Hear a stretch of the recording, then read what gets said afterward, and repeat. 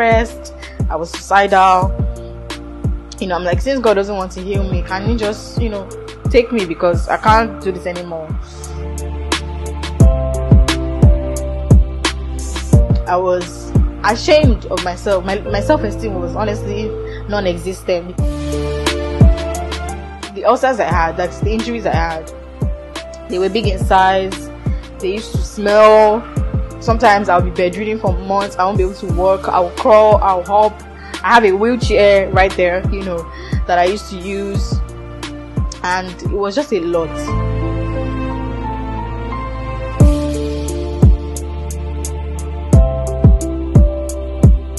Ibukunoluwa is a writer, model, content creator, and a motivational speaker. She was born with sickle cell anemia, and as with every person in that situation, it was not a jolly ride. Missing classes, exams, the hospital visits, and surgeries. Let's get to meet her and hear her inspiring story.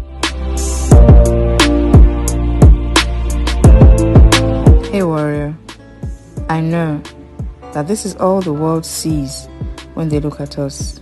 The pain, the struggle, the strife, the plasters, the hospital admissions, the cannulas, the yellow eyes, the medications.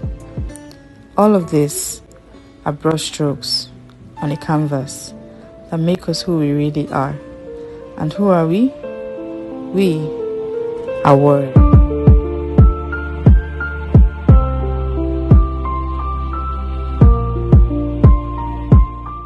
Hi, my name is ibukunoluwa, imabong-Abasi Ajay. I'm a graduate of University of Lagos. I studied business administration. I'm laughing because I'm actually a content creator now and an influencer, so it's like opposite worlds. I also have an MBA. I just graduated from Nextport University with a master's in business administration again. So basically, I work, like I said, as a content creator, as an influencer. I also write and I do motivational speaking as well. So growing up for me, I don't think there was a particular time that I was told you're a warrior or you have sickle cell. I just grew up always, being in and out of the hospital, always falling sick, looking a lot different than my mates, smaller in size. I'm tall now, I'm like 5'11", but then I was very short. I don't know what happened. I just grew like a mango tree. But I used to be very small in size. I used to have yellow eyes and all of that. Most of the points or signals to someone having sickle cell, I had them, but there was never a time that I was sat down and said, you have sickle cell. So I think I just, kind of found out along the line when I was always falling sick and I was always in and out of the hospitals. It was just mentioned at some point that, okay, you have sickle cell, and because of that, you'd be, falling sick regularly. You might not have a normal life like the rest of your mates, and there are things that you're going to have to be more careful on. There are drugs you're going to have to take and all of that stuff. So it was something I grew up with. There was never a time, because I think I was diagnosed, I'm not too sure, so it was either 3 months or 6 months I was diagnosed. So it was a very tender age and I grew into it basically. And growing up as a warrior, it was not fun because having to sit out when your mates are playing around, walking up and down in the rain, doing like rigorous activities, jumping up and down a chair if they catch you. I remember one time I was jumping up and down here in my house and I hit my teeth on the wall and I started bleeding. My mom was so scared, like, oh my god, are you going to have a crisis? It was a whole big deal, honestly. So I was always having to be very careful. And then when it came to size, because I have a younger sister, she's like ×3 my size. She's very curvaceous, mega the stallion kind of person, very sexy.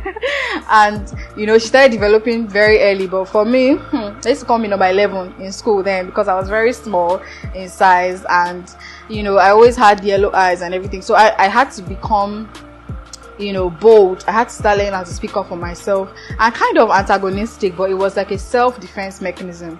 Growing up for me wasn't really fun. I wouldn't say it was, but after a while I didn't like it, especially because we were termed sicklers, and I hated the word from the get-go. even though I didn't really understand the whole stigmatization aspect of it at the time. I just hated it. I just felt like, why would somebody refer to me with a term that has sickness in it? Like, I get that it was supposed to be a descriptive term, like, okay, people that have sickle cell, but it now became a stigma. Everywhere you go, they call you a sickler. It's like you've lost your identity. It's like you've lost your who you are, and you have become totally something else. So it wasn't something that I really enjoyed, when I really understood what it meant to be a warrior. I won't say that I was ever bullied per se, but people just make snide comments. So I'll just refer to it as stigmatization. So people just make silly comments, just say silly things, and they expect you to just laugh about it, but it's not funny. You can't just say things like, no, follow this one, Drago. If you touch on that, you will just faint. Like, honestly, just silly things that they say. They don't just regard you as a whole human being.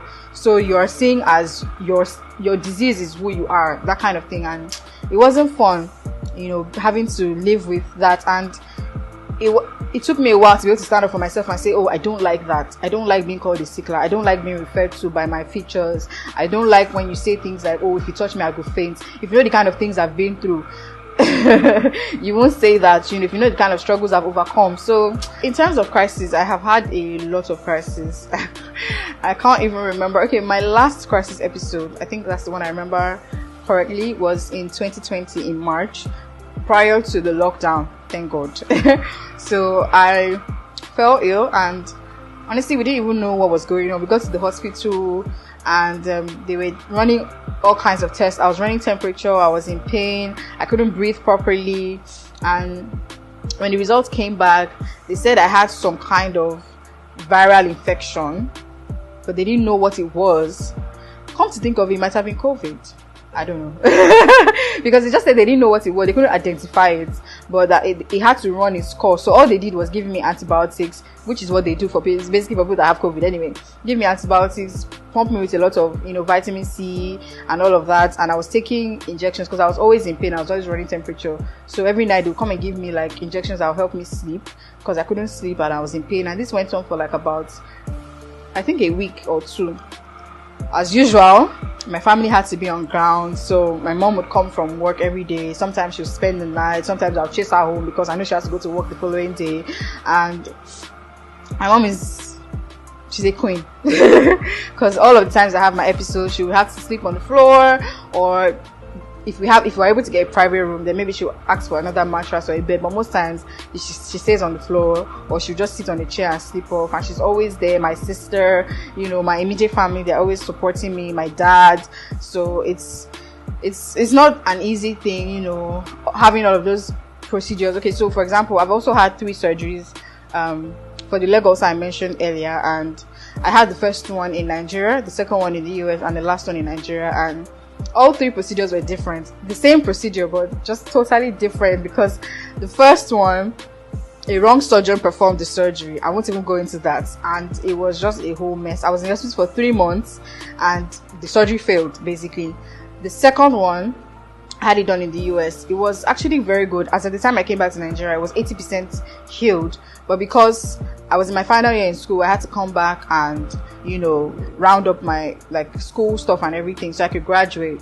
And we know lecturers in Nigeria can be very funny. They insisted that everyone comes to school to submit some assignments that was at the end of the day cancelled. And I had to trek all the way because it was graduation period. So I had to walk from my school gates to where I was going to submit the assignments. And because cabs were not running at the time in school, during graduation, cabs don't run. By the time I got home, the thing had opened up again, so it was a crazy experience. And then the last one, I had it, much recently. And let me say that one, it was also another, like a script from Super Story, to be honest. Nigerian medical system is something that we really need to address, which is why I'm not surprised that a lot of people run out of the country to have medical procedures, but we thank God, so far so good. It's been all right, and I pray not to have any other major procedures again, ever.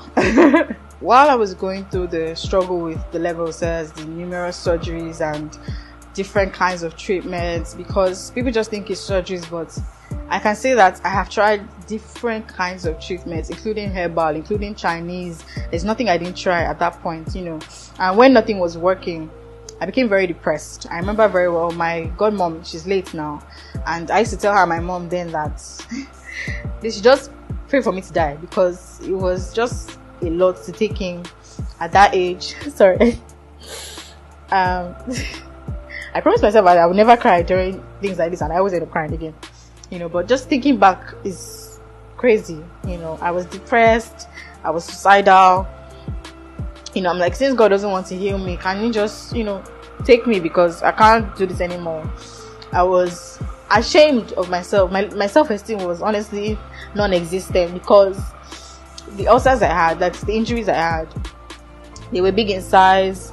They used to smell. Sometimes I'll be bedridden for months. I won't be able to walk. I'll crawl, I'll hop. I have a wheelchair right there, that I used to use, and it was just a lot, but my mom, my family basically have always been my rock, always supporting me, always praying for me, always just basically being there. My friends at the time also, they were always, like messaging, even though I didn't used to listen to anything, which is why I say, people that are going through stuff, they may sound like they're not listening to you, they may sound like they don't want to hear those things, but keep encouraging them, because it sticks. When you're not there, those are the words that come back in their minds and all of that. And I just think that I've been through so much. If I end up, if I give up now, wouldn't it all have been for nothing? All have been the point. I always used to say that to myself, and my mom always used to say something. She's always like, God forbid you give up now, you get to heaven, and God shows you like a clip of how your life would have been if you had just held on for the next 1 hour, the next 1 day, the next 1 week, the next 1 month. Wouldn't it be better to hold on than to live a life of regrets? So those words always just kept ringing in my head, and I just say to myself that I can't suffer all of this for nothing. There has to be an end to this thing. There has to be a silver lining, So those are the things that honestly just kept me going and pushing. And even the days where I can't do it anymore, I'll just exist. So at some point in my life, I was just existing. I wouldn't say I was living, because you can't say somebody's living when they are basically taking their urine and taking their, whatever for them. They can't get up from the bed. If I have to get up, I usually crawl around the house or hop on one leg, or it was a horrible moment for me, but I just held on to those words that my friends and family used to say, and to just the fact that I can't suffer all of this and just go like that, like just give up. It will just all be for nothing. And I'm not one to live a life that doesn't make sense. You understand? And I used to also say to myself, I've seen, prior to all of this happening, I've had crises back to back to back.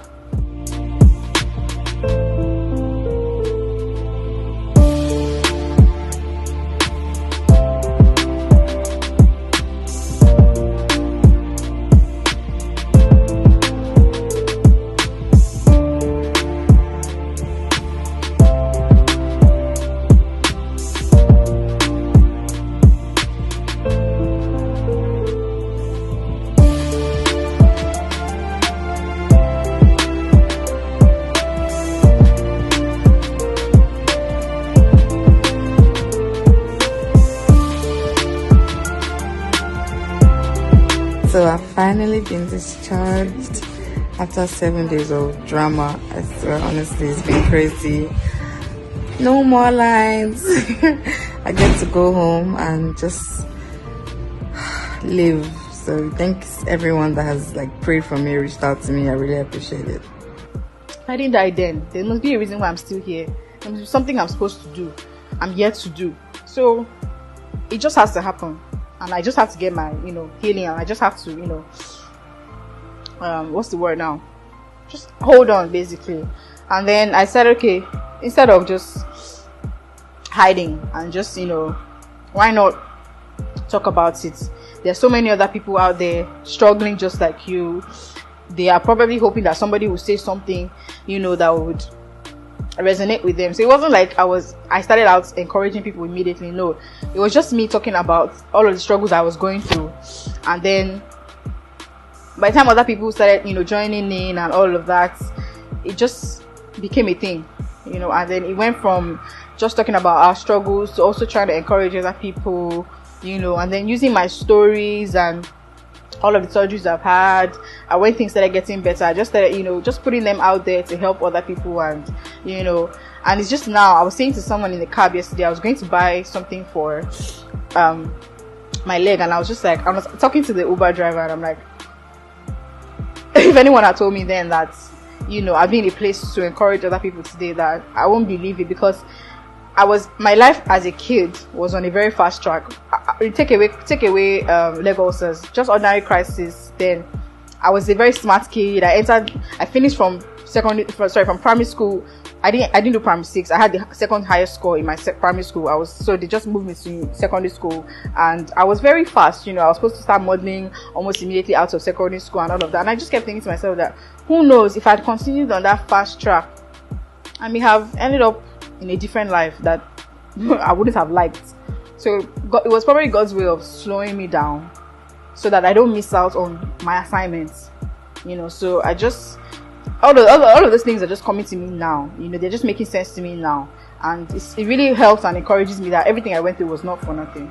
Last year, for my birthday, I did I'll call it a risky photo shoot, you know, and I showed off my scars. These are the scars that I've gotten from all 3 surgeries that I had. And I call it risky because I didn't know what to expect from like people's reactions. Social media can be very brutal. You expect that people would, you know, like understand and, you know, get where you're coming from, and then you see so many different things. But I still went ahead and did it. Thanks so much to Praise That Photographer and Lami Essence that really worked on it with me. And the photos came out. I posted them on my birthday. And I was shocked. A lot of people really resonated with it, you know, and it was just my way of saying, we have these scars, we have them emotionally, we have them, you know, mentally, we have them physically, but the scars don't define us. Basically, they're not, they're only a sign that, you know, you went through something, and this is like basically the evidence that, you know, you overcame the thing. I was just saying to myself yesterday that I can't even remember, like, I can remember everything that happened, all the procedures, but I can't remember the pain. I can't remember when I say I can't remember the pain, I mean I can't remember it physically, like how it felt in that moment, you know. It feels like a dream that I have actually gone through 3 procedures. But when I look at those scars, they're a reminder that, babe, you have conquered a lot of things. You know, you have seen, you know, the other side of life and come back, basically. You know, so I was just trying to encourage people that you may have scars on you, you may have them emotionally and physically, but scars are a sign that something that was once broken is now healed. So it means that you overcame and you've won. So don't be ashamed of your scars, don't be ashamed of your blemishes, don't be ashamed of the things that you've gone through. Nobody was there with you when you were suffering all those things, and now that you've overcome, this is something of pride. You know, you should be proud of showing them off, like, these are, you know, evidence that I have been through heaven and hell, you know, and I'm back, you know, and I can achieve anything I want to. So that was the message I was trying to pass across, and I'm glad, you know, people got the message. The pictures ended up on Instablog.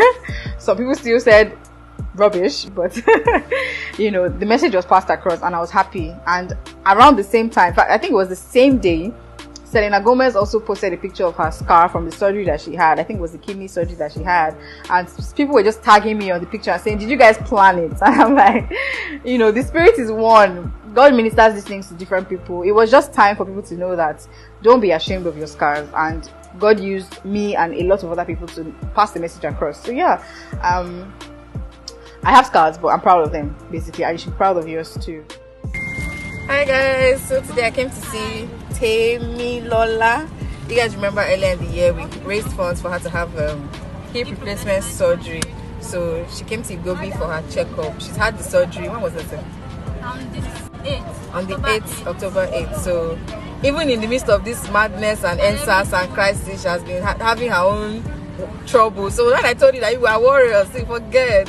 We fight past. Look, this is our government. I was discharged. I spent 6 hours in traffic. You can imagine. Like 3:30, we got home 11:30, and the leg was just like painful and everything. His leg removes today. Can imagine. So I'm in trouble. anyway, she's doing well. I just thought to show you guys, and I'll keep following up with her treatment and everything. So thank you guys very much for making this possible for her to have her surgery. Thank you. We really appreciate it. What I do for Warriors, basically, since I became an advocate in 2017, I don't know, it wasn't planned, it just happened. I've tried to work with foundations like COG Initiative, that's in Abuja. I've worked with Audrey Sickle Cell Foundation in Warri. I've worked with some others as well. I do a lot of WhatsApp groups, because most of these foundations, they have WhatsApp groups, and I go on there, share my story, encourage other warriors. I do Instagram live. I had one recently with Bella Nigeria online, and we just talked about life as a warrior, and I encourage other warriors, just giving tips, to families and friends of warriors, to help them in this journey, because it's not easy, and we need every single family and friend on our side supporting us and being there for us. My birthday also last year, I launched a t-shirt for warriors. It says, "I'm a warrior, what's your superpower?" I've actually worn it for this interview. It escaped my mind, but and it was just something to kind of empower warriors, because we have that title now. We've decided that we want to be warriors. We don't want to be sicklers. So why not proudly wear it on a t-shirt and tell the world that that's my superpower. What's yours? So I have that as well. And I'm hoping to honestly do more. 2020, I did a lot of fundraising, because during the lockdown, so many warriors needed drugs. They needed, money for food and all of that. So I was able to just raise funds. So people had surgery during that period, and I just helped out to raise funds, working with other NGOs as well, and even till now, we still do like drug drives, blood drives, because one important thing to warriors is blood transfusions. A lot of warriors have them a lot, and Nigeria, we don't have the culture of giving and donating blood. So blood drives are very important. Whenever you see one, please join in, donate blood, because it's very important to someone like me and so many people like me out there, and we also give out drugs from time to time for free. We give out consultations, like just general consultations and things like that. So yeah, I'm hoping to honestly just do more to create more awareness. For me, it's about creating awareness, letting people know that you have to check your genotype is important, letting people know what we warriors need, how friends and family can help out, and just honestly just advocating as much as I can. What makes me happy? If you ask my family members, they'll say suya. I eat suya a lot, but yeah, it's one of those things that when I'm down, like yesterday, my mom bought me suya because she knows that that's my happy place. But when it comes to other things, I also love movies. I watch movies a lot. Growing up, having to always be in the hospital, sometimes you don't always have family with you, and then sometimes even when you have family with you, you still feel alone, because you're the only one going through that. Like, they are there, but they don't really understand, they don't feel the pain with you, so sometimes I just lock off and just watch movies. And especially when I was home bedridden back then, I used to watch a lot of movies to keep me going. Another thing I enjoy doing is creating content. I'm a content creator. I know a lot of people will say, it's stressful and all of that. It is, honestly, but I enjoy it. When I shoot my videos and everything comes out, and I work for a brand and they love it, or I put out like any kind of content and, my audience responds very well to it, it makes me so happy. Like, I'm just so excited and happy, and, so those are the things that really make me happy. And spending time with my family as well and friends, they make me really happy, because life is short, just remember that life is short, and there's no point keeping till tomorrow what you can do today. There's no point holding grudges. There's no point. I see life very differently because of all the things I've been through. So I'm swift to forgive, swift to just let things go. Not like you're going to take me for granted, but I'm not going to allow you to live rent free in my head and I'll be getting upset. No, I move on very quickly, because I know how precious every second of every hour of every day is, and I know how fast it can be taken away from you. So yeah, those are the things I do to just make myself happy.